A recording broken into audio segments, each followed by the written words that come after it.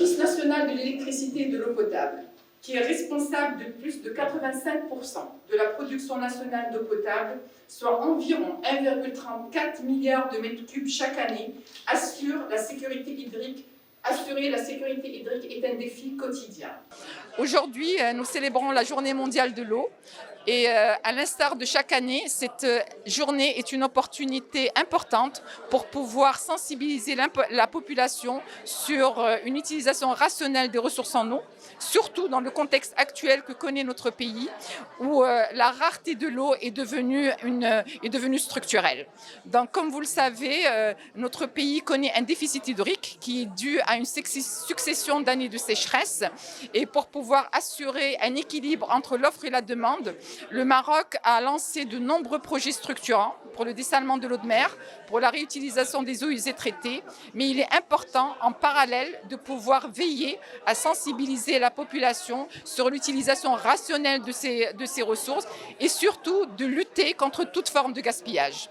Et c'est dans ce sens que l'Office national de l'électricité et de l'eau potable a lancé cette année une campagne très ambitieuse qui s'étale sur toutes les régions du royaume et on s'appuie pour cela sur les hommes et les femmes de l'Office qui sont présents au niveau régional et au niveau local et qui sont en contact permanent avec la population et qui veillent à leur assurer l'accès à cette denrée vitale et qui font passer des messages par rapport à l'importance de rationaliser l'utilisation et de lutter contre la pollution. À travers le monde, aujourd'hui, des centaines de manifestations sont organisées pour célébrer la Journée mondiale de l'eau.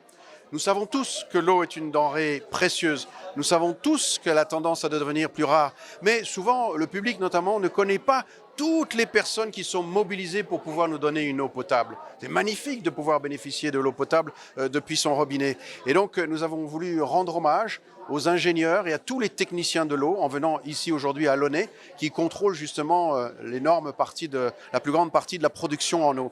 Et puis au-delà, nous avons lancé justement une publication qui offre de nouvelles perspectives en ce qui concerne la formation des ingénieurs et de tous les autres techniciens dans les domaines des métiers de l'eau. Ce sont des métiers qui, comme d'autres, doivent évoluer. Il y a de nouvelles considérations à prendre en compte, notamment l'évolution des technologies, le changement climatique qui impacte beaucoup les métiers de l'eau. Et nous offrons donc des pistes de réflexion pour que dans les universités et les grandes écoles, les ingénieurs et les autres métiers de l'eau puissent bénéficier de nouvelles recommandations.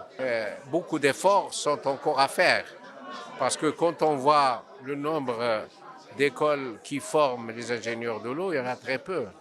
Il y a l'école Mohammedia d'ingénieurs, il y a l'école Hassania de travaux publics, il y a l'Institut agronomique et vétérinaire Hassan II qui forment chacun à leur façon des ingénieurs, mais orientés